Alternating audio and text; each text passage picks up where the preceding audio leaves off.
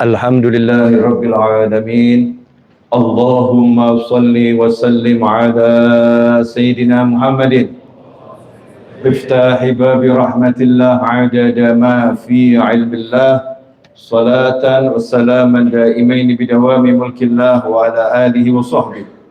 Allahumma salli ala Sayyidina Muhammadin salatan taftahu biha lana futuhal arifin wa tufaqihuna biha fid din wa ala alihi wa sahbihi. Allahumma salli ala Sayyidina Muhammadin ghina'i faqri wa hayati ruhi wa sururi qalbi wa najati fid dunya wal akhirah. Allahumma salli wa sallim ala al-habibil mahbub habibi rabbil marbub. Assalamu alaikum warahmatullahi wabarakatuh. Alhamdulillah, tidak ada doa yang lebih baik daripada bersyukur pada Allah Subhanahu wa Ta'ala dengan mengucapkan Alhamdulillah. Afdhalu doa Alhamdulillah. Nah, mudah-mudahan kita bisa menjadi manusia yang betul-betul memahami makna Alhamdulillah dan mewujudkannya dalam kehidupan sehari-hari, karena hanya orang-orang yang beralhamdulillah yang bisa merasakan kebahagiaan, sebab alhamdulillah adalah tanda syukur, senang atas karunia Allah Subhanahu wa Ta'ala. Dan pada malam hari ini, maghrib sampai isya, saya sangat senang karena ditakdirkan, diizinkan, diberi kekuatan duduk kembali di tempat-tempat yang mulia, terkhusus di masjidnya Allah Ta'ala, untuk beribadah, sholat, zikir, cari ilmu, silaturahim, dan berbagai macam kebaikan yang Allah mudahkan kita untuk melakukannya. Dan ini adalah jalan untuk menuju surganya Allah Subhanahu wa Ta'ala. Mudah-mudahan kita termasuk orang-orang yang masuk surganya cepat, masuk surganya awal, bersama Nabi Muhammad Sallallahu Alaihi Wasallam. Nggak pakai dihitung-hitung, nggak pakai dihisab, pokoknya langsung begitu saja pintunya terbuka, kita masuk nyelonong. Ya, bersama orang-orang yang nyelonong masuk surganya Allah Subhanahu wa Ta'ala. Amin Allahumma amin. Tidak terasa kita berada di hari Senin terakhir bulan Sya'ban. Ya, Senin terakhir bulan Sya'ban. Insya Allah mudah-mudahan nggak ada khilaf, nggak ada perbedaan pendapat. Mudah-mudahan hari Kamis bisa puasa semua, amin. Saya yakin ijma' ulama, manapun ulamanya, puasa itu jatuh pada tanggal 1 Ramadan. Betul ya? Nggak ada perbedaan pendapat. Selama puasanya tanggal 1 Ramadan, maka dia orang yang sudah berpuasa di jalan yang benar, sesuai syariatnya Allah Subhanahu wa Ta'ala. Permasalahan masainya tanggal berapa, serahkan pada ahlinya masing-masing, dan jangan nanya sama saya, Habib tanggal 1 Ramadannya kapan. Dari dulu dan sampai kapanpun saya tidak akan berubah, insya Allah istiqomah. Saya selalu mengikuti penanggalan yang ditetapkan oleh pemerintah negara kesatuan Republik Indonesia yang saya cintai, yang saya akan siap mati membela bangsa ini. Karena hubbul watan minal iman. 1 Ramadan saya nggak mau pusing, pokoknya ikut sama pemerintah. Buat saya tanggung jawabnya jelas, yang tetapkan jelas, tinggal ikut. Perkara yang lain punya pendapat sendiri, monggo kerso, yang penting 1 Ramadan. Nah, kalau puasanya tanggal 2 Ramadan lah itu. Nah, itu jadi masalah. Ikhwani rahimakumullah. Pada malam ini saya kasih judul mengejar ampunan. Ya, mengejar ampunan. Jadi ampunan itu sebetulnya nggak perlu dikejar. Ya, sebetulnya nggak perlu dikejar. Karena Allah begitu banyak memberikan ampunan kepada kita. Allah begitu mengobral ampunannya. Sebetulnya nggak perlu dikejar. Tapi istilah mengejar ini adalah karena kita kejar-kejaran dengan maut. Makanya jangan nunggu, ya, jangan nunggu. Mumpung masih hidup, mumpung masih bernyawa, yuk kita kejar ampunan. Ngejarnya caranya bagaimana? Insya Allah nggak nunggu bulan Ramadan, Allah juga udah obral ampunan, apalagi di bulan suci Ramadan. Ampunan dalam bahasa Arab maghfirah. Ya, dalam bahasa Arab maghfirah. Kalau ghafarallah artinya Allah mengampuni. Allah mengampuni. Allah mengampuni itu artinya apa? Ulama menjelaskan arti ampunan Allah adalah tirai yang menutup dosa-dosa. Jadi kalau diampuni sama Allah itu dosanya disembunyikan oleh Allah Subhanahu wa ta'ala, dosanya dihapus oleh Allah Subhanahu wa ta'ala, dosanya dihilangkan oleh Allah Subhanahu wa ta'ala. Itu adalah ampunan dari Allah Subhanahu wa ta'ala. Karena itu sahabatku dimanapun antum berada, khususnya kawan-kawan di Masjid Raya Bintaro Jaya, arti ampunan salah satunya kalau kita maksiat kemudian kok aib kita tertutup, itu tanda-tanda diampuni insya Allah. Walaupun mungkin belum sempat minta ampun, siapa tahu berkat punya tetangga yang baik, berkat punya tetangga yang baik, tetangga kita tiap malam mendoakan, ya Allah ampuni tetanggaku ini, padahal kita tidur ngorok pulas, tahajud enggak, zikir enggak, baca Al-Quran enggak, istighfar enggak, tapi punya tetangga yang mengistighfarkan, maka istighfar tetangga ini untuk tetangganya diijabahi, diterima oleh Allah Subhanahu wa ta'ala, tetangganya pun diampuni. Salah satu bukti diampuni adalah aibnya ditutup. Karena itu Allah sangat marah kepada seseorang yang bermaksiat di malam hari, sudah ditutup sama Allah ta'ala aibnya, nggak ada orang yang tahu, artinya Allah mengampuninya insya Allah. Ternyata besok paginya dia pamer pada teman-temannya, pamer pada kawan-kawannya, semalam saya begini, semalam saya begini, semalam saya begini. Maka yang menyebabkan ampunan itu hilang adalah karena ulahnya sendiri membongkar aibnya, membongkar maksiatnya. Karena itu seburuk apapun kita, berusahalah untuk punya rasa malu pada Allah dengan menyembunyikan maksiat-maksiat kita, bukan karena apa-apa, agar diampuni oleh Allah Subhanahu wa ta'ala. Tentunya dengan kesadaran kalau kita berhadapan dengan orang lain, kalau kamu tahu maksiatku, pasti kamu nyingkir. Aku sebetulnya orang buruk, tapi aku nggak boleh bongkar aibku kepada siapapun. Aku nggak akan sombongkan diriku di hadapanmu. Cukup aku mengenal keburukanku. Mudah-mudahan dengan cara seperti ini Allah Ta'ala mengampuniku. Itu yang nomor satu. Arti ampunan adalah aibnya ditutup. Makanya ketika ada seseorang aibnya sudah ditutup dan dia berusaha menutup dan sudah ditutup oleh Allah Subhanahu wa ta'ala, kok ada orang yang membongkar-bongkar aib orang lain, maka Allah marah, maka Allah murka. Karena itu barang siapa membongkar aib orang lain, ancaman dari Allah Ta'ala, saya akan bongkar aibmu. Bu, boleh nanya Bu? Yang begini enaknya nanyanya sama ibu-ibu. Ibu suka enggak bongkar aib suami?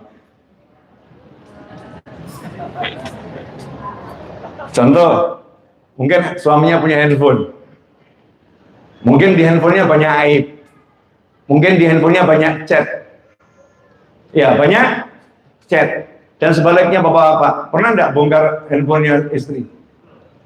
Belum, mudah-mudahan enggak. Cari aib. Mungkin di handphonenya istri banyak chat, naudzubillah min dzalik, yang diharamkan oleh Allah Subhanahu wa ta'ala. Mungkin di handphone pasangan kita ada video-video yang diharamkan oleh Allah Subhanahu wa ta'ala. Mungkin ada gambar-gambar yang diharamkan oleh Allah Subhanahu wa ta'ala. Jangan sekali-kali kita mencari-cari kesalahan saudara kita. Jangan sekali-kali kita berusaha meneliti apa yang dia lihat, apa yang dia baca, siapa yang chatting dengan dia, membongkar aibnya. Kalau ini kita lakukan, mungkin kita cuma membongkar sebagian aib dari saudara kita, karena kita yang berusaha, kemampuan kita terbatas. Tapi ancaman dari Allah Ta'ala, siapa bongkar aib saudaranya, aku akan bongkar aibnya. Nah, kalau Allah yang bongkar, kira-kira hancur atau nggak hancur? Yang bongkar Allah loh ya. Kalau udah Allah yang bongkar itu akan terurai sendiri, akan terbuka sendiri, dengan cara-cara Allah yang nggak bisa dihalangi oleh siapapun. Karena itu kalau kita pengen betul-betul terampuni, artinya nggak terbongkar aib kita, jangan juga membongkar aib orang lain. Tutup mata, doakan. Kalau bisa nasihatin, tapi nasihat pakai ilmu. Kalau salah ilmu nggak nasihat, jadinya pertengkaran nanti, jadinya permusuhan, bahkan bisa timbul maksiat yang lebih besar, bisa putus silaturahim, bisa jadi anak yang durhaka, naudzubillah min dzalik. Karena itu urusan nasihat menasihati serahkan pada ahlinya. Gak sembarangan orang boleh memberikan nasihat kepada orang lain. Betul, kita disuruh mengajak semua orang ke jalan kebaikan, tapi ingat, semua ada caranya. Semua harus belajar ilmunya. Contoh, Bu, anak ibu nggak sholat, kemudian datang tetangga ke rumah ibu marah-marah. Nak, kamu kalau nggak sholat neraka. Sholat ini hukumnya fardhu ain bagi orang yang udah balik. Kalau sampai nggak kamu tinggalkan, ini urusannya rukun Islam ini. Kalau kamu tinggalkan, kamu abaikan, bahaya nih. Kalau sengaja kamu nggak mau sholat, betul-betul nggak mau sholat karena nggak suka sholat, kamu murtad dari agamanya Allah Ta'ala. Kalau karena kamu males, dosanya besarnya luar biasa. Mohon maaf, itu tetangga. Yang dibegitukan anak kita. Kira-kira ibu atau siapa dia? Yang mana? Jujur, Bu. Kok pada abstain kenapa ini? Bapak kira-kira gimana, Pak? Kalau anak kita dibegitukan, kira-kira kita tersinggung atau nggak tersinggung? Wajar kalau tersinggung. Wajar kalau tersinggung. Karena apa? Melanggar norma akhlak, melanggar tata kesopanan, melanggar adab. Contoh misalnya, udah saya tingkatin deh. Mungkin kalau namanya anak, mungkin ya Bapak kurang tergerak. Kalau istrimu nggak pakai jilbab, naudzubillah min dzalik, tiba-tiba datang Habib Novel ke rumahmu.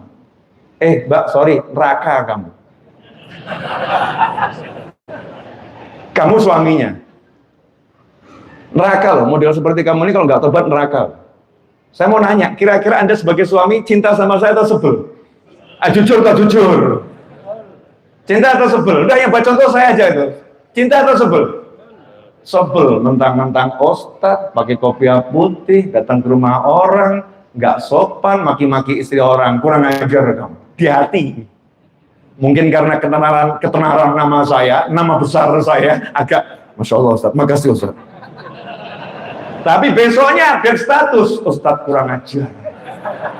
Gak dijelaskan siapa namanya, sampai temennya nanya siapa itu. Akhirnya timbul permusuhan. Yang tadinya orang suka cari ilmu jadi benci ilmu, karena yang menyampaikan ilmu gak ngerti caranya nasehatin. Jadi nasehatin itu iya, tapi pakai ilmu. Makanya ud'u ilallah, ud'u ya, seluruh manusia ke jalan Allah, tapi pakai basirah, biiznillah. Nabi kita Muhammad SAW itu da'iyan ilallah biiznih, da'i yang menyuruh ke jalan Allah biiznih, dengan izin dari Allah Subhanahu wa Ta'ala. Gak semua diangkat jadi Rasul, gak semua diangkat jadi Nabi. Dipilih sama Allah Ta'ala, Nabi gak diperintahkan ngajak kaumnya, cukup untuk dirimu sendiri. Rasul baru diperintahkan ajak kaummu. Semua dikasih batasan oleh Allah Ta'ala, dikasih rambu-rambu oleh Allah Subhanahu wa Ta'ala. Makanya kalau kita nggak pengen aib kita dibongkar, jangan bongkar aib orang lain. Apalagi kalau seperti yang sering saya sampaikan, lakanya seperti ahli zikir. Ketemu sama temannya langsung, astagfirullah, inna lillahi wa inna ilaihi raji'un. Allahu Akbar. Ada apa? Allahu Akbar. La ilaha illallah, astagfirullah. Lu ada apa? Saya takut ngomongnya. Parah sekali. Parah.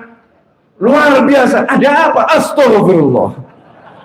Saya mau nanya, ini kira-kira agak lebih enggak kira-kira ini? Mungkin agak lebih sikapnya ya. Ditanya sama temennya, kenapa? Itu tetangga kita itu kelihatannya ke masjid 5 waktu, tapi astagfirullah. Saya mau nanya, ini yang model begini namanya apa ini?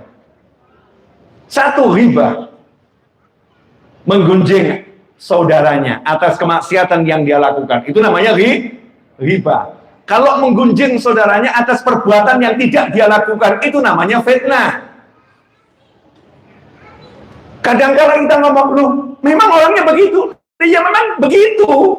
Kalau begitu kamu omongkan, itu namanya ghibah. Kalau nggak begitu, kamu ngomong begitu, namanya fitnah. Jadi dua-duanya nggak ada yang benar. Dua-duanya nggak ada yang benar. Sekarang lebih lagi, ghibah, fitnah, mungkin juga campur fitnah, tapi kedoknya istighfar. Astagfirullah. Astagfirullah. Sama ngelus dada, sedih saya, hancur hati saya. Kenapa? Tetangga kita itu. Astagfirullah. Kemarin saya lihat, kemarin saya lihat dia boncengan sama lelaki lain. Astagfirullah. Kira-kira oknum-oknum model begini bisa terjadi nggak? Bisa atau nggak bisa? Mungkin kita pernah jadi pelakunya. Secara nggak sadar. Ini bongkar aib orang lain. Ini bongkar aib orang lain. Ini perbuatan yang menyebabkan nanti akhirnya aib kita dibongkar sama Allah Subhanahu wa Ta'ala. Na'udzubillah min dzalik. Kalau seperti itu yang terjadi, maka kita nggak dapat ampunan. Padahal syarat masuk surga harus dapat ampunan. Nggak diampuni, nggak masuk surga. Jadi masuk surga itu nanti udah pakai scan gitu ya, terampuni, klik masuk. Kalau belum terampuni, nanti dulu mikir, selesaikan dulu urusanmu ini. Ya mungkin ada urusan sama orang, atau mungkin harus mampir ke neraka dulu, biar selesai. Na'udzubillah min dzalik. Kalau udah selesai, diampuni, baru masuk surganya Allah Subhanahu wa Ta'ala. Karena itu malam Sabtu di Majelis Ar-Raudhah Solo, Habib Hasan bin Ismail Al-Muhdar memberikan penjelasan kepada saya di hadapan khalayak ramai. Beliau mengatakan, karena kalau nggak diampuni, itu nggak masuk surga, maka sekecil apapun dosa itu bahaya. Betul ya? Sekecil apapun bahaya kalau tidak diampuni. Karena kalau ada satu dosa sekecil apapun tidak diampuni, kita nggak akan masuk surganya Allah Subhanahu wa Ta'ala. Maka orang yang cerdas, orang yang suka menghitung dosanya sendiri, kemudian minta ampun. Ya Allah itu astagfirullah, ya Allah itu astagfirullah. Menghitung dan meneliti dosanya sendiri, kemudian minta ampun. Bukan orang yang sibuk menghitung dosanya orang lain. Sibuk menghitung dosanya orang lain. Bulan. Kita nggak akan ditanya dosanya orang lain, enggak. Kita akan ditanya bagaimana dosamu, masih ada enggak? Karena itu ikhwani rahimakumullah, yang paling penting buat kita sekarang sebelum masuknya bulan suci Ramadan, yang mana Ramadan adalah jannah. Ramadan itu surga. Ramadan itu nikmat. Kalau kita pengen merasakan Lailatul Qadar, kalau kita pengen merasakan yang namanya nikmatnya sholat, kalau kita pengen merasakan nikmatnya baca Al-Quran, seorang ulama sampai tidak berani banyak-banyak baca Al-Quran di siang hari di bulan suci Ramadan. Ketika ditanya, kenapa kamu tidak berani baca Al-Quran banyak-banyak siang hari Ramadan, tapi bacanya malam hari? Beliau mengatakan, saya nggak tahu puasa saya batal atau tidak kalau saya baca Al-Quran di siang hari. Karena setiap kali saya baca Al-Quran di Ramadan, di lidah saya ada rasa manis yang lebih nikmat dari madu, dan itu ikut tertelan kepada oleh saya. Batal nggak puasa saya? Padahal itu manis karena merasakan nikmatnya baca Al-Quran. Ikhwani rahimakumullah, orang-orang yang mulia menikmati Ramadan. Tapi anehnya kita Ramadan, kenapa justru masjid-masjid yang harusnya ramai dengan orang berdiri tegak sholat, duduk baca Al-Quran, sebagian tempat terisi oleh oknum-oknum menjulurkan kaki dan merebahkan tubuh dan kemudian tidur, saudara-saudara. Kira-kira itu fenomena yang ada atau nggak ada? Ada atau nggak ada? Dan kita pernah jadi pelakunya. Dan kita pernah jadi pelakunya. Lagi-lagi dalilnya naumus shaim, ibadah. Tidurnya orang yang puasa adalah ibadah. Jadi tempat ibadah terbaik untuk tidur adalah masjid. Bagaimana tidurnya orang yang berpuasa ibadah, tempat ibadah yang terbaik adalah masjid, maka orang berpuasa kalau Ramadan cari masjid untuk ngeri, saudara-saudara. Apa memang begitu ajaran Nabi Muhammad SAW? Kan nggak begitu ya, nggak seperti itu. Nanti kita akan bahas. Ini baru mukadimah, belum ceramah. Oh, yang judulnya kan mengejar ampunan. Saya baru nunjukkan pentingnya ini loh ampunan dia. Kemudian salah satu yang menyebabkan kita terhapus dari ampunan kita hilang, kalau aib kita dibongkar sama Allah Subhanahu wa Ta'ala. Nah, aib ini dibongkar karena apa? Karena kita bongkar aib orang lain. Jadi kalau kita nggak pengen aib kita dibongkar, jangan suka bongkar aib orang lain. Hei suami, jangan bongkar-bongkar handphone istri. Hei istri, jangan bongkar-bongkar handphone suami. Wa ma 'alaika illal bala. Tugasmu hanya ngasih tahu, hati-hati lo, haram, nggak boleh, haram, nggak boleh. Selesai. Ajarkan mana yang halal, mana yang haram. Selebihnya urusannya dengan Allah Subhanahu wa Ta'ala. Jangan coba-coba cari kesalahan orang lain, karena Allah paling nggak suka dengan seseorang yang suka mencari kesalahan orang lain. Sebab yang maha meneliti hanya Allah, maka jangan suka meneliti aib orang lain. Clear semuanya? Alhamdulillah. Sahabatku dimanapun antum berada, 20 menit kurang 10 detik. Ya, kita kan punya waktu kurang lebih 45 menit sampai azan Isya. Masih ada 25 menit. Insya Allah cukup ini untuk mengejar ampunan.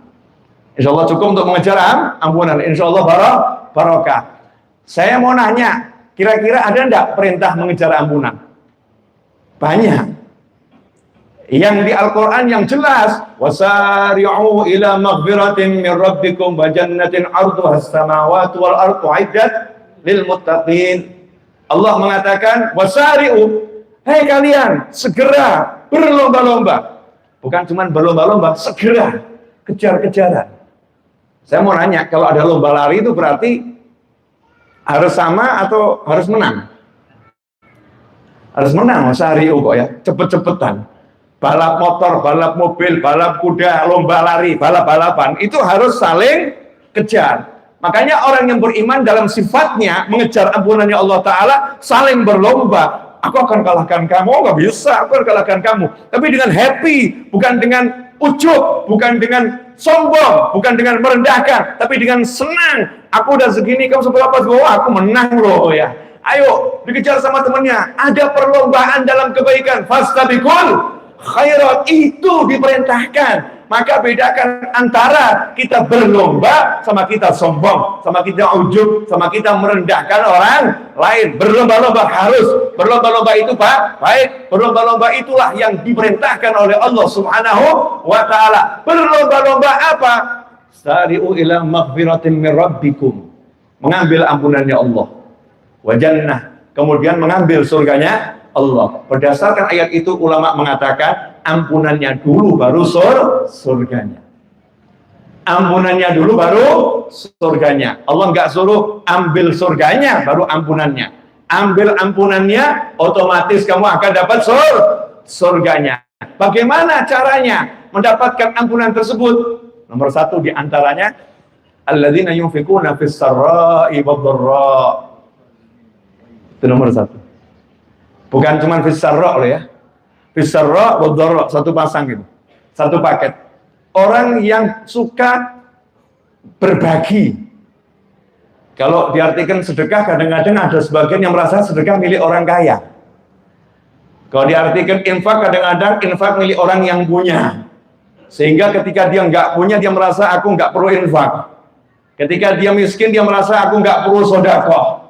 Padahal sodakoh, infak, hadiah, apapun itu namanya, berbagi adalah milik semua orang yang bertakwa. Orang bertakwa nggak kenal kaya, nggak kenal miskin, nggak kenal senang, nggak kenal susah. Pokoknya kamu bertakwa, kalau kamu pengen dapat surganya Allah Subhanahu wa Ta'ala, berlomba-lombalah untuk berbagi apa yang kamu miliki. Fisarra'i wad-dharra, baik dalam keadaan kamu senang maupun dalam keadaan kamu susah. Senang atau susah. Contoh, sedekah saat senang, temanten baru. Waktu jadi temanten baru dia royal, ini nih hadiah, manten aku, royal bagi-bagi, bagus. Tapi ketika dharra, ketika dia kena musibah, dia nggak sedekah. Mobil barusan ketabrak, hancur. Sedekah dong. Gimana sih orang lagi susah, sedekah? Kamu nggak punya perasaan ya? Aku kan lagi susah, kenapa suruh sedekah? Jawabannya, kalau kamu pengen surganya Allah Ta'ala, jangan ada satu kesusahan pun yang merubah kebiasaanmu untuk berbuat baik. Walaupun mungkin nilainya berkurang. Contoh dalam hadis, sahabatnya Nabi Muhammad SAW yang sering kita ceritakan, nggak punya apa-apa, ditawari oleh Nabi Muhammad SAW, siapa malam ini yang mau jamu tamu saya? Angkat tangan. Gak punya apa-apa. Pulang ke rumah, nanya sama istrinya, punya makanan? Ada buat anak kita. Ya udah, anakmu tidurkan saja. Kalau nangis gendong-gendong, nanti kalau udah capek kan berhenti nangisnya. Dia lupa sama laparnya. Makan ini buat tamu kita. Tamu kita gak bakal mau makan, Mas. Kalau makannya sendiri, harus kamu temani. Sedangkan ini satu porsi, hanya cukup satu tamu. Dan itu minim, jatah anak, bukan jatah orang dewasa. Kata suaminya, nggak jadi masalah, matikan lampunya, pokoknya diatur. Nanti saya pura-pura makan, tamunya nggak akan tahu. Yang penting tamunya makan. Ini waktu susah, sodako. Nggak punya. Ya nggak punya. Tapi memberikan apa yang dia punya. Ini orang yang luar biasa. sampai subuh Rasul mengatakan kepada beliau, sesungguhnya Allah Ta'ala tertawa atas perbuatan kalian berdua, menunjukkan betapa ridhonya Allah Subhanahu wa Ta'ala. Makanya kalau kita mau dapat ampunan Allah, syarat nomor 1, jangan pernah jadi orang pelit. Orang pelit susah dapat ampunan. Orang pelit dapat doa temannya aja susah ya. Betul ya? Orang pelit, coba kamu suruh doakan orang pelit, ikhlas atau agak pelit? Kita disuruh mendoakan orang yang bakhil. Kira-kira kita ikhlas mendoakan atau kita agak bakhil juga mendoakan? Traktir nggak pernah, punya acara nggak pernah ngundang, punya duit cuma ngasih kabar baik aja, alhamdulillah baru turun 2M, tapi nggak pernah nyipratin. Kira istighfar, ya Allah ampuni dia nanti dulu ya Rob. Mikir kali kita mungkin mikir karena orangnya pelit. Makanya dikatakan dalam sebuah hadis, al-bakhil, orang yang kikir jauh dari Allah, jauh dari Rasulullah, jauh dari surga, jauh dari masyarakat, dekat dengan neraka. Tapi kalau orang yang dermawan dekat dengan Allah, dengan Nabi, dekat dengan manusia, dekat dengan surga, jauh dari neraka. Karena itu makna dari sedekah, infak, berderma, berbagi, waktu senang atau susah adalah jangan jadi orang pelit. Jangan pelit pada orang lain, jangan pelit pada dirinya sendiri. Apalagi yang namanya suami, Masya Allah. Sama istri jangan pelit-pelit Pak. Jangan pelit. Tenang Bapak, tenang. Jangan biasa seperti itu. Biasanya Habib yang diomongkan istri, Habib. Kenapa malam ini suami? Iya, suami dulu. Karena mau berbelok istri. Biar nggak begitu terasa gitu ya, paham ya? Jadi suami jangan pelit. Anda alhamdulillah kan waktu Anda sudah sedekah untuk istri, betul? Mestinya pagi jam 9 bisa tidur, pagi jam 10 bisa tidur, bisa nggak? Mestinya bisa, karena Anda kan cukup hadir majelis di Jakarta ini, cek jadwal pengajian, insya Allah dapat makan. Ya, ini makanan yang dibagi di majelis ini, jam sekian majelis ini, jam sekian majelis ini, rutin di Jakarta. Cukup modal sepeda ontel ya, sepeda kayu, kalau untuk makan saja beres. Tapi gara-gara ingat istri butuh makan yang lebih, anak butuh makan yang lebih, waktu Anda sedekahkan untuk keluarga, berarti Anda tidak pelit, Anda dermawan, Masya Allah, luar biasa. Istri, jangan pelit kepada suami yang seperti itu. Bu, Ibu, kalau Ibu di lemari ada cincin 10 emas semua, siap nggak dijual untuk Kang Mas? Saat Kang Mas butuh loh ya, Kang Mas butuh. Siap? Yakin Bu? Didengar loh Bu? Kang Masnya butuh, Dek. Tolong cincin-cincinnya dijual dulu ya Dek. Karena hari ini ada kebutuhan besar untuk anak, untuk macam-macam bayar utang. Tapi gaji belum turun. Insya Allah nanti kalau ada rezeki aku belikan lagi. Dengan merendah suami minta, istrinya jawab, kapan nono rezeki kapan? Oh ini cincin saja hasil aku nabung 40 tahun nikah sama kamu, nggak ada satupun yang kamu belikan. Udah jangan ngimpi Mas, jangan jual-jual. Udah ini simpananku nih buat masa depan. Masya Allah, kalimatnya buat masa depan. Ini kesalahan fatal. Disimpan buat masa depan. Berarti untuk ahli waris. Betul. Kalau cincin disimpan buat masa depan, sementara ibu tambah umur. Berarti masa depannya di mana? Masa depannya di mana? Cincin emas itu disimpan, nilainya mungkin nambah, mungkin kurang, betul. Tapi kalau cincin emas itu kemudian diuangkan, digunakan untuk menyenangkan orang tua, digunakan untuk menyenangkan paman, digunakan untuk menyenangkan bibi, digunakan untuk menyenangkan tetangga, digunakan untuk menyenangkan anak di jalan Allah Subhanahu wa Ta'ala, saat itu langsung saldonya pindah, klik saldo akhirat, jalan terus. Berarti yang masa depan yang mana? Yang dibagi ini. Karena itu orang pelit susah dapat ampunan. Orang pelit susah dapat ampunan. Orang yang dermawan, apa kata Allah Ta'ala? Orangnya nyah-nyah. Mas ini oke, Mas ini oke. Mau suami seperti ini kan seneng ya Bu ya? Mas ini barusan, oh iya gitu. Mas ini oke, oh iya. Tetangganya, Pak ini oh ambil saja ini. Pak butuh motor, udah bawa aja dah. Nanti saya bilangin, Masya Allah. Saya mau nanya ini, kalau tetangga macam begini didoakan panjang umur atau cepat mati? Panjang umur, murah rezeki, betul ya? Upayanya luar biasa, pokoknya mudah dia, kasih. Rupanya orang yang dermawan ini di jalan ketemu perempuan cantik jelita, matanya melotot, Masya Allah. Keliru juga ini ya, zikir dengan maksiat tadi ya. Cantik, gile bener, dilihat terus, dosa atau enggak dosa ini? Dosa. Terus kamu mau ngomong begini, kelihatannya dermawan, ternyata mata lihat perempuan melotot juga. Dijawab sama malaikat, jangan sok kamu, sama-sama melotot beda kelas bro. Kamu melotot gak punya amal buat menghapus, dia melotot banyak amal untuk menghapus. Apa kata Allah Ta'ala dalam hadits qudsi? Allah mengatakan, hati-hati kamu terhadap kesalahannya orang yang dermawan, karena kalau dia terpleset, aku Allah yang membangunkannya dengan tanganku sendiri.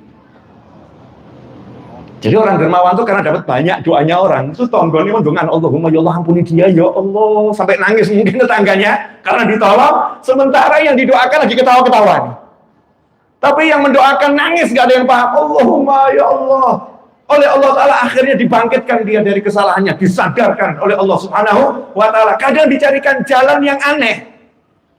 Boleh contohnya, orang dermawan habis melotot lihat perempuan cantik, haram, maksiat, jangan ditiru. Ini maksiat.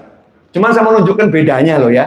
Maksiatnya orang yang punya amal sama maksiatnya orang yang nggak punya amal. Maksiatnya orang yang dicinta sama Allah sama maksiatnya orang yang belum dapat cintanya Allah Subhanahu wa Ta'ala. Sama-sama maksiat. Cuma kalau yang dicinta itu beda. Dia lagi maksiat, melotot, lihat yang haram, dosa.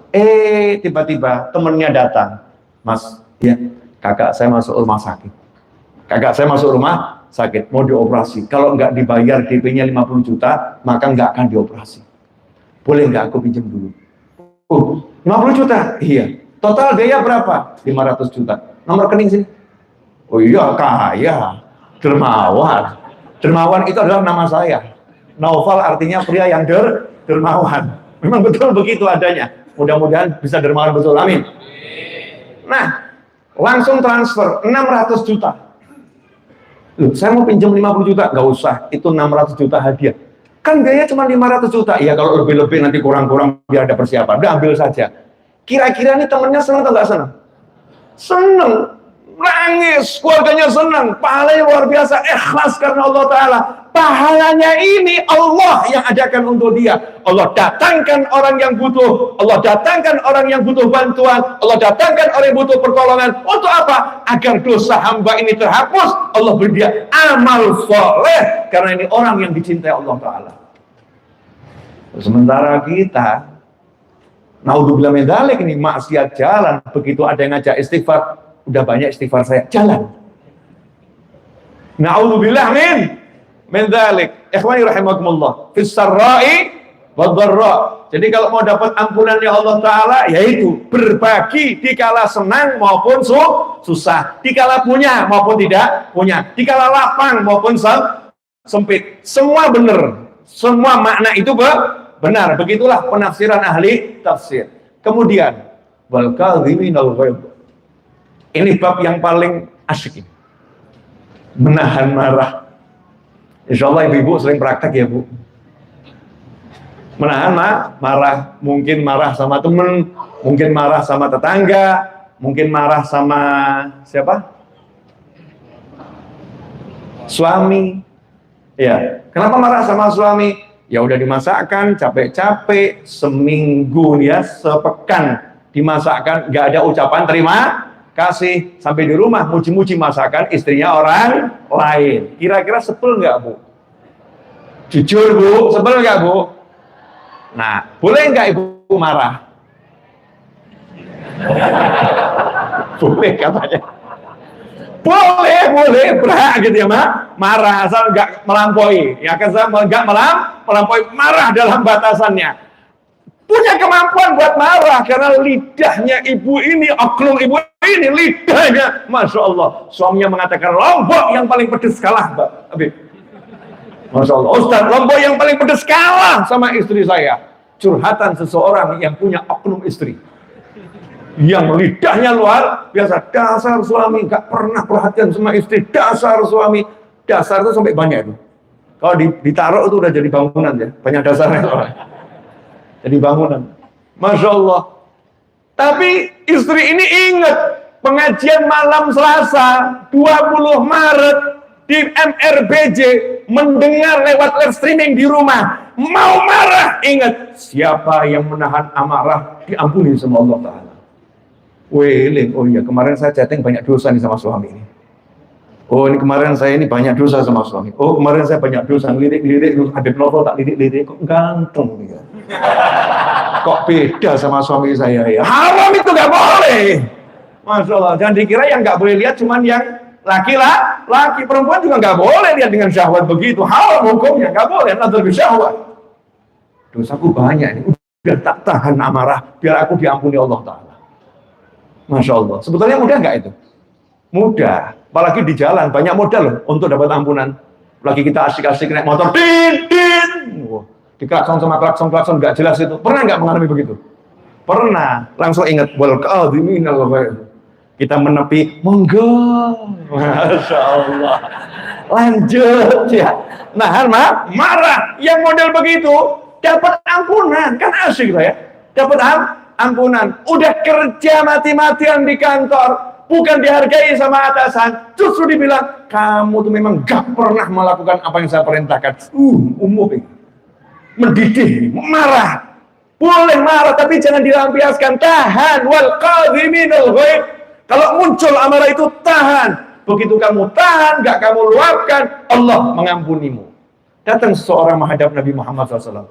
Bertanya, ya Rasulullah, apa yang paling keras? Apa yang paling keras di jagat raya ini? Dijawab oleh Nabi Muhammad SAW, ghadabullah, amarahnya Allah. Kalau Allah udah marah, nggak ada tuh yang bisa nahan. Nggak ada yang bisa nanggung. Ghadabullah. Maka sahabat ketakutan, nanya pada Nabi Muhammad SAW, caranya selamat dari marah Allah gimana? Caranya selamat dari marah Allah gimana? Jawaban Nabi SAW sederhana, la taghdab, jangan marah. Kalau kamu nggak marah, Allah juga nggak marah sama kamu. Jadi gambarannya begini ya. Nah, kalau kamu saja hamba bisa nahan marah, masa Allah yang maha perkasa, maha kuasa nggak bisa nahan marah? Kalau Allah nyuruh kita nahan marah, masa Allah nggak akan nahan marah? Maka Allah akan tahan marahnya pada orang-orang yang mampu nahan marahnya. Jadi kalau kita sadar banyak perbuatan yang dimarah sebetulnya sama Allah Subhanahu wa Ta'ala, maka di saat kita itu mampu marah, berhak marah, maka tahan itu menggugurkan dosa-dosa kita. Itu namanya mengejar ampunan. Nah, kadang-kadang istighfar itu tolabul maghfirah, istighfar itu minta ampun. Tapi seringkali yang istighfar ini buat marah orang. Yang istighfar buat marah orang, astagfirullah, naik motor tapi ngelamun ke tengah jalan. Kira-kira buat marah enggak itu? Astagfirullah, saking khusyuknya gitu ya. Terus ke kanan, semakin ke kanan gitu. Kira-kira buat marah orang enggak itu? Membuat marah orang. Jadi istighfarnya bagus, tapi jangan istighfar membuat orang marah. Istighfar betul-betul tolabul maghfirah. Tempatkan di tempatnya. Jangan melamun, apalagi istighfar sambil maksiat. Bukan nggak boleh. Bukan nggak boleh. Lisan bergerak baik itu baik, tapi ya gimana ya ngomong susah. Astagfirullah, ganteng banget. Masya Allah, duduk di kafe hanya untuk melihat orang-orang ganteng. Astagfirullah, cantiknya. Astagfirullah, pegang tasbih. Astagfirullah. Saya mau nanya, ini kira-kira waras atau sakit ini? Enggak, waras itu. Enggak sakit, waras. Tapi istighfar yang model begini ini gimana gitu ya? Istighfar yang kata Sayyidah Rabi'ah Adawiyah radhiyallahu anha, istighfaruna yahtaj ilal istighfarmu butuh diistighfari itu. Butuh diistighfari.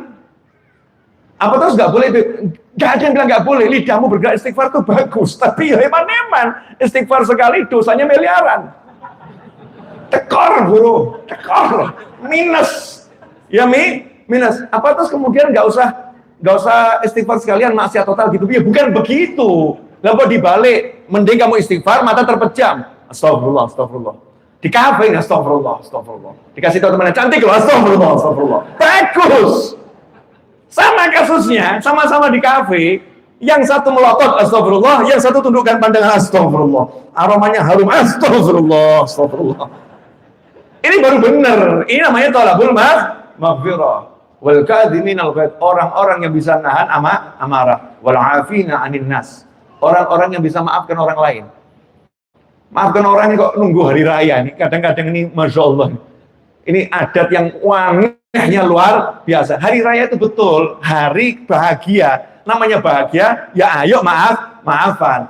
Tetapi minta maaf jangan nunggu hari raya. Memberi maaf jangan nunggu hari raya. Jangan menunda memberi maaf. Karena kalau sampai masuk bulan suci Ramadan kita masih punya benci pada seorang muslim, Allah nggak akan berikan kita rahmat, ampunan, pembebasan dari siksa api neraka, Lailatul Qadar, dan jaminan surga, serta berbagai benefit yang ada di bulan Ramadan diblokir. Kita nggak dapat pay system. Dilihat hati kita masih benci dengan seorang muslim.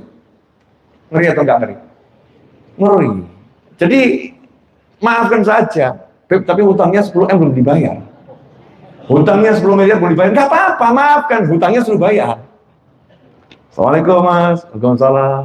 Gimana kabarnya? Mau Ramadan ya? Kosong-kosong ya? Iya, kosong-kosong. Tapi hutang tetap loh. Kan enak ya? Hutang tetap loh ya. Saya nggak marah sama kamu. Saya doakan ada rezeki ya. Cuma ngingetin aja kalau ada titip-titip gitu. Hatinya tapi plong, nggak ada permusuhan. Jangan ada orang punya hutang kita musuhin. Orang itu nggak dapat rahmat, kita nggak dapat rahmat. Bagaimana rezekinya akan nambah? Bagaimana dapat hidayah? Bagaimana akan sadar lawang kita benci sama dia? Kalau kita nggak benci, nanti rezekinya akan turun. Allah akan rubah hatinya. Wal'afina 'anil nas. Bisa memaafkan orang lain. Yuk belajar maafkan yuk, mulai dari pasangan hidup kita masing-masing. Tak maafkan Mas, salah buahnya aku tahu. Tapi aku tuh lebih butuh ampunan Allah dan maafnya Allah daripada yang lain. Masya Allah, tak maafkan. Hubungannya ke Allah terus, kan enak. Gak usah hitung-hitungan sama manusia, ruwet hitung-hitungan sama manusia ini. Dah sama Allah, ya Allah, pokoknya ampuni aku ya Allah ya. Kamu janjikan ya Rob, kalau aku maafkan orang, engkau maafkan aku kan? Oke. Maafkan. Temennya heran, kamu kok berubah jadi pemaaf? Oh iya, aku butuh maafnya Allah. Aku butuh maafnya Allah. Siapa yang ngajarin kamu? Al-Quran. Yang ngajarin Al-Quran. Minta maaf dan maafkan orang lain. Ini perbuatan yang mudah. Jangan sampai masuk Ramadan masih ada rasa dendam dan benci pada siapapun. Wallahu yuhibbul muhsinin. Dan Allah suka kepada orang yang suka berbuat baik. Salah satu cara biar kita bisa maafkan orang itu adalah dilanjutkan. Habis maafkan kirim hadiah. Itu insya Allah nanti nafsu kita akan tertekan betul. Apalagi kalau pria sama pria ya. Mas, maafkan aku ya. Oh, sama-sama Mas, pegang tangannya cium.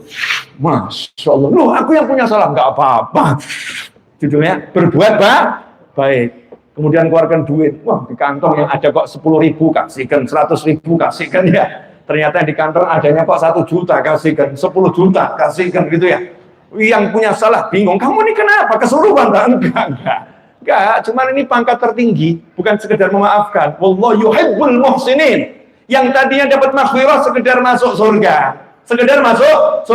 Nah kalau wallahu yuhibbul muhsinin, Allah mencintai orang-orang yang suka berbuat baik. Ketika dia buat marah, dia tahan. Setelah itu dia maafkan. Setelah itu dia beri hadiah. Setelah itu dia doakan. Setelah itu dia tutup aibnya orang tersebut. Allah cinta sama orang itu. Artinya apa kalau Allah cinta? Allah buat pengumuman, hamba-hambaku, itu kekasihku. Selesai. Malaikat di kanan nulis terus, dan di kiri sibuk menghapus. Kekasih Allah. Ojo ditulis salah, kekasih Allah nih. Jangan ditulis salahnya. Ini kekasih Allah. Kok bisa? Udah. Ada malaikat khusus yang tugasnya mintakan ampun buat dia. Kehapus dengan sendirinya. Terhapus basis sistem. Karena itulah Rasul mengatakan kepada ahli Badar, orang-orang yang pernah ikut perang Badar, sahabat radhiyallahu ta'ala majma'in, orang-orang yang ikut perang Badar jangan disamakan dengan yang lain. Kekasih-kekasih Allah yang pangkatnya tinggi. Allah mengatakan, "I'malu ma syi'tum fa inni qad ghafartu lakum." Silahkan kalian berbuat apapun terserah. sudah keumumkan, aku telah mengampuni kalian. Apapun dosanya, ini predikatnya terampuni. Untuk dosa yang sudah dan yang akan terampuni, selesai. Itu sahabat yang ikut perang Badar. Kenapa? Mahbub indallah, dicintai oleh Allah Subhanahu wa taala. Lah kalau kita masuk pangkat ini dicintai oleh Allah. Dan ternyata mudah loh. Model goreng tempe kirimkan orang yang musuhin kita, selesai. Ibu-ibu kok ternyata punya tetangga di pojok sana sukanya ribah ibu-ibu, namimah ibu-ibu, musuhin terus. Malam-malam dia lagi tidur, ibu angkat tangan, ya Allah, fulanah ya Rabb, dan fulan ya Rabb, ampuni dosa-dosanya, angkat derajatnya, muliakan dia, jadikan anak-anaknya soleh dan solihah. Ikhlas mendoakannya dan pernah ngomong, jangan besoknya ngomong, walaupun kamu benci tak dengakin terus lu ya. Jangan. Diam saja, itu rahasia kita dengan Allah Subhanahu wa ta'ala. Terus kita kirim tempe goreng, kasih ke, pisang goreng, kirim ke. Tiap hari begitu, dimusuhin, tapi yang ada kebaikan-kebaikan. Orang ini mahbub indallah, dicintai oleh Allah Subhanahu wa ta'ala. Akhiran, seorang ulama mencontohkan, pernah di tengah pengajian, dicaci, dimaki, dihina. Ulama tadi pulang ke rumah, masuk ke kamar mandi, keluar dari kamar mandi, istrinya lihat, ulama tadi nangis jadinya. Maka istrinya nanya, wahai suamiku, tenangkan dirimu, kenapa nangis? Setelah tenang ditanya, kenapa nangis? Jangan jadi istri yang kurang pinter. Begitu lihat suaminya nangis, langsung, ada apa mas? Apa yang terjadi mas? Ya, Masya Allah, tambah gugup tuh suaminya. Jadi seperti Sayyidah Khadijah radhiyallahu ta'ala, nggak nanya masalahnya apa, ditenangkan dulu suaminya. Setelah reda ya rasa yang nggak enak di hatinya, baru menanyakan apa yang terjadi padanya, kemudian disolusikan masalahnya. Itulah istri yang solihah, yang layak dicari oleh pria-pria yang ada di MRBD yang belum menikah. Amin. Oh, yang amin berarti belum menikah tadi ya. Nah, ternyata ulama tadi ditanya sama istrinya, kenapa kamu nangis? Jawabannya, tadi saya di majelis dicaci maki orang. Loh, kamu nih gimana sih? Dicaci maki orang kok nangis? Gak boleh seperti itu. Maafkan orang, jangan ada dendam, jangan ada benci. Istrinya nih ya nasihatin bagus ya, cuman nggak tahu level suaminya. Suaminya jawab, aku bukan nangis karena dicaci maki. Loh, kenapa kamu nangis? Karena aku terlambat memaafkan. Jadi aku tadi itu nggak marah, tapi belum memaafkan. Baru wal kadhiminal ghaidha, aku tahan marahku. Pulang ke rumah, aku baru bisa memaafkan tadi. Beberapa langkah meninggalkan masjid, perjalanan pulang ke rumah, baru bisa aku maafkan. Betapa jeleknya aku, kok aku terlambat memaafkan ikhwati, saudara-saudaraku. Innamal mu'minuna ikhwah. Orang beriman itu saudara. Kenapa aku terlambat memaafkannya? Kenapa nggak langsung memaafkannya? Kenapa tertunda-tunda memaafkannya? Karena itu ajaran dari sholat Jumat. Khatib Jumat itu nggak boleh punya dendam. Kalau khatib Jumat punya dendam, doanya tidak kabul. Pasti tanda tanya ya. Rukunnya khutbah Jumat yang kedua apa itu? Di antaranya istighfar untuk mukminin wal mukminat. Judulnya apa? Al mukminin wal mukminat, lil mukminin wal mukminat. Artinya untuk semua orang beriman, laki-laki dan perempuan yang pernah hidup, yang masih hidup dan yang akan hidup. Semuanya dimintakan ampun. Allahumma gfir lil mu'minina wal mu'minat. Ternyata khatib Jumatnya punya dendam, kecuali Habib Novel. Di hatinya begitu, batal nih doanya. Doanya batal demi hukum. Karena doanya harus betul-betul untuk semuanya, nggak boleh ada satupun yang dikecualikan. Nggak boleh ada yang dikecualikan semuanya. Allahumma gfir lil mu'minina wal mu'minat. Setiap Jumat, dan kita jadi makmum, jadi pendengar, disuruh mengamini, dan itu ditaruh paling akhir. Insya Allah semua mendengarkan. Amin, amin. Artinya tiap Jumat kita dididik, gak boleh masuk masjid, keluar masih ada dendam dengan muslim yang lain. Indah nggak Islam itu? Indahnya luar biasa. Ini jadi orang-orang yang dicintai oleh Allah Subhanahu wa ta'ala. Jazakumullah khairan. Alhamdulillah 50 menit kurang 50 detik. Jadi udah usai ya, udah selesai. Untuk amalan Ramadan ya, ini tadi yang saya sampaikan. Ini amalan Ramadan semuanya. Ada orang nanya sama saya, Bib, amalan apa yang terbaik di bulan suci Ramadan? Saya jawab, puasa. Protes yang nanya. Ya memang Ramadan kan puasa. Amalan apa yang terbaik di bulan suci Ramadan? Puasa. Banyak orang-orang yang di Ramadan itu baca Al-Quran, sholat tarawih, ya, tahajud, tapi puasanya enggak. Maksudnya puasanya enggak gimana? Dia puasa dari pagi sampai dari subuh sampai maghrib puasa, tapi lidahnya gunjing, lidahnya namimah, matanya melihat yang haram, telinganya mendengar yang haram, dia melakukan bisnis-bisnis yang haram, perbuatan-perbuatan yang haram. Ini bukan puasa, ini hanya menahan lapar dan dahaga. Shaim itu bukan itu, puasa. Jadi puasalah mendengar yang haram, puasalah melihat yang haram, puasalah berbicara yang haram, puasalah menyentuh yang haram, puasalah mengkonsumsi yang haram, puasalah punya hati yang haram, hati yang benci, hati yang dengki, hati yang iri, hati yang ujub, hati yang takabur. Puasa, tinggalkan semua itu, baru itu ibadah kita benar. Makanya ibadah terbaik di bulan puasa apa? Puasa, betul kan? Puasa lidah dari yang haram, otomatis banyak qiraatul Quran. Dari ghibah, dari namimah, puasa dia banyak berzikir pada Allah Ta'ala. Salah satu zikirnya Ramadan adalah asyhadu an la ilaha illallah astaghfirullah nas'alukal jannata wa na'udzubika minan nar. 3 kali, kemudian Allahumma innaka afun tuhibbul afwa fa'fu anni atau fa'fu anna 3 kali, kemudian ditutup ya karim dan lain sebagainya. Mudah-mudahan kita termasuk orang-orang yang dicintai Allah Ta'ala. Allahumma salli wa sallim ala sayyidina Muhammadin wa ala ali sayyidina Muhammad. Allahumma ya awwal al-awwalin wa ya akhir al-akhirin wa ya dhal quwwatil matin wa ya rahimal masakin wa ya arhamar rahimin. Allahumma lakal hamdu syukra wa lakal mannu fadla wa anta rabbuna haqqa wa nahnu abiduka riqqa wa anta lam tazal lidhalika ahla. Allahumma ya muyassir kulli asir wa ya jabir kulli kasir wa ya sahib kulli farid wa ya mughni kulli faqir wa ya muqawwi kulli dha'if wa ya ma'man kulli khaif. Yassir alaina kulla asir, yassir alaina kulla asir, yassir alaina kulla asir, فيسير أسير عليك يسير. اللهم يا من لا يحتاج إلى البيان والتفسير حاجاتنا إليك كثير، حاجاتنا إليك كثير وأنت عالم بها وبصير. اللهم إنا نخاف منك ونخاف ممن يخاف منك ونخاف ممن لا يخاف منك. اللهم بحق من يخاف منك نجنا ممن لا يخاف منك بحرمة سيدنا محمد صلى الله عليه وسلم. احرسنا بعينك التي لا تنام واكنفنا بكنفك الذي لا يرى وارحمنا بقدرتك علينا فلا نهلك فأنت رجاؤنا وذكرتنا برحمتك يا أرحم الراحمين. اللهم اغفر لنا ولوالدينا، اللهم اغفر لنا ولوالدينا وارحمهما كما ربيانا صغارا. اللهم فارحم والدينا، اللهم فارحم والدينا، اللهم فارحم والدينا، اللهم فارحم والدينا، اللهم فارحم والدينا. ربنا هب لنا من أزواجنا وذرياتنا قرة أعين واجعلنا للمتقين إماما، واجعلنا للمتقين إماما. اللهم اعمر أجسادنا بطاعتك وعمر قلوبنا بمحبتك وعمر أسرارنا بمشاهدتك.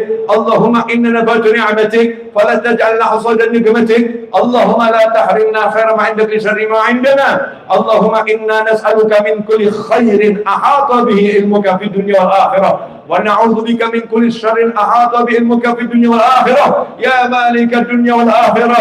اللهم بارك لنا في شعبان وبلغنا رمضان. اللهم بارك لنا في شعبان وبلغنا رمضان. اللهم بارك لنا في شعبان وبلغنا رمضان واكتبنا ممن قامه وصامه إيمانا واحتسابا حتى نحظى بالغفران والعتق من النيران والفوز بالجنان يا أرحم الراحمين، يا أرحم الراحمين، يا أرحم الراحمين. Allahumma ya Rabb, tolong ampuni kedua orang tua kami, senangkan kedua orang tua kami, bahagiakan kedua orang tua kami.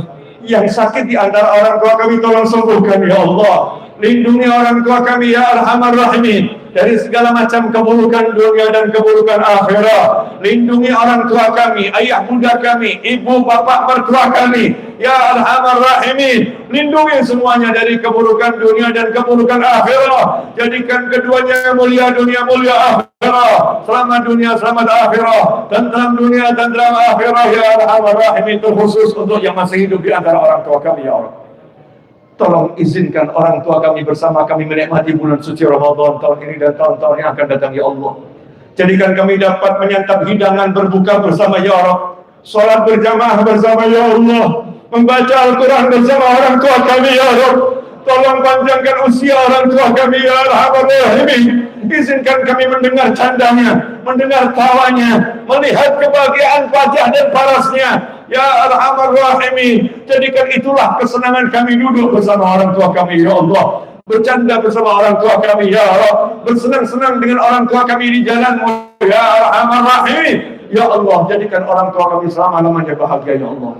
Dalam kebahagiaan yang Engkau ridhai, ya Allah. Dan untuk orang tua kami yang telah tiada di alam barzakh sana, ya Allah, senangkan orang tua kami, ya Allah. Sampaikan berita-berita yang menggembirakan hati mereka di alam arwah sana, ya Allah. Jadikan mereka berbangga dengan kami di hadapan para nabi, para siddiqin, para syuhada dan para solihin, di hadapan orang-orang yang beriman. Jadikan mereka membanggakan kami. Itulah anakku, itulah cucuku. Jadikan mereka membanggakan kami di alam barzakh sana, ya Arhamar Rahimin. Ya Allah, teruntuk orang-orang yang kami cintai, ya Allah. Pasangan hidup kami, ya Allah. Pasangan hidup kami, ya Allah. Anak keturunan kami, ya Allah. Sahabat-sahabat kami, ya Allah. Orang-orang yang berbuat baik kepada kami, ya Allah. Tolong jadikan semuanya sampai bulan suci Ramadan, ya Allah. Jadikan semuanya masuk Ramadan iman dan wahtisaban. Semuanya beriman, percaya padamu, ya Allah.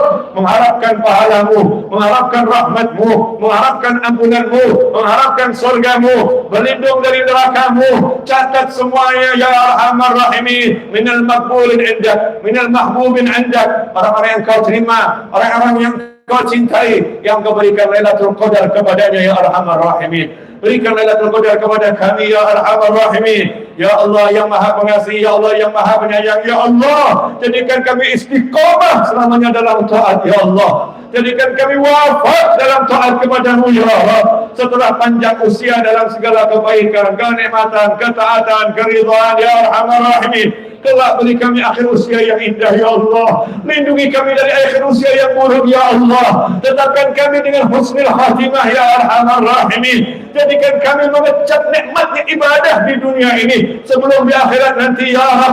Berikan kami wafat dalam sujud, wafat dalam qiraah, wafat dalam dakwah, wafat dalam berderma, wafat dalam salat, wafat dalam tilawah, wafat dalam ta'ah, ya Arhamar Rahimin. Keindahan yang Engkau berikan kepada hamba-hambamu saat meninggal dunia, berikan kepada kami semua setelah usia panjang dalam semua kenikmatan, dalam semua kebahagiaan, dalam semua ketentraman, ya Allah. Terkhusus untuk Masjid Maraya MRBJ, ya Arhamar Rahimin, Masjid Raya Bintaro Jaya, ya Allah. Semua yang mengurus masjid ini, ya Allah, berikanlah kemudahan, berikanlah pertolongan, berilah cintamu, ya Arhamar Rahimin. Angkat derajatnya di sisimu, ya Allah. Senangkan keluarganya, jadikan pasangan hidupnya saleh salihah, jadikan anak keturunannya minal adkiya, minal nujaba, orang-orang yang bertakwa, orang-orang yang cerdas, ya Arhamar Rahimin. Limpah-limpahkan rezeki untuk mereka, ya Arhamar Rahimin, dari segala arah, tanpa susah payah. Rezeki yang tidak disiksa karenanya, rezeki yang mengantarkan pada surgamu, ya Allah. Dan juga untuk semua yang bantu terlaksananya majelis ini dan kegiatan di masjid ini dan kemakmuran masjid ini, dengan hartanya, dengan tenaganya, ya Arhamar Rahimin, yang menjaga kami saat mengaji, ya Allah. Saudara-saudara kami yang di depan, ya Allah, yang mengamankan majelis ini, yang menjaga kendaraan kami, yang menjaga sandal-sandal kami, yang membersihkan tempat ini, ya Allah. Angkat semuanya derajatnya di sisimu, ya Allah. Beri kemudahan, kenikmatan, kebahagiaan dalam dirinya, orang tuanya, keluarganya, anak keturunannya, sahabatnya, ya Arhamar Rahimin. Ya Allah yang Maha Pengasih, ya Allah yang Maha Penyayang, ya Arhamar Rahimin. Dimanapun kami berada, ya Allah, berilah kami keselamatan, ya Allah. Dimanapun kami berada, berilah kami keselamatan, ya Allah. Dimanapun kami berada, berilah kami keselamatan, ya Arhamar Rahimin. اللهم أشرق البدر علينا واختفى بدر التمام مثل حسن ما رأينا في اللقاءين والسلام ربي فاجعل مجتمعنا غايته حسن الختام واعطنا ما قد سألنا من عطاياك البسام واكرم الأرواح منا بلقاء خير الأنام وابلغ المختار عنا من صلاة والسلام ربنا تقبل منا إنك أنت السميع العليم وتب علينا إنك أنت التواب الرحيم برحمتك يا أرحم الراحمين يا أرحم الراحمين يا أرحم الراحمين وصلى الله على سيدنا ومولانا محمد وآله وصحبه وسلم الحمد لله رب العالمين على هذه النية وعلى كل نية صالحة جامعة نافعة وعلى ما نوى به عليه وإلى حضرة النبي صلى الله عليه وسلم الفاتحة. أعوذ بالله بسم الله الرحمن الرحيم الحمد لله رب الرحمن مالك يوم الدين إياك نعبد وإياك نستعين اهدنا الصراط المستقيم صراط الذين أنعمت عليهم غير المغضوب عليهم ولا الضالين آمين. Saya secara pribadi mohon maaf atas segala kekurangan saya selama ini dan apapun salah antum sudah saya maafkan dan antum gak punya salah meskipun punya salah. Ya gak punya salah zero langsung karena saya gak pernah mau punya masalah di dunia maupun di akhirat. Jazakumullah khairan atas waktu dan kehadirannya. Insya Allah kita bertemu dalam kesempatan lain di majlis-majlis yang semisal. Jangan lupa yang belum subscribe channel YouTube Habib Novel Al-Hidayah segera subscribe. Wassalamualaikum warahmatullahi wabarakatuh. Allahumma salli alaihi.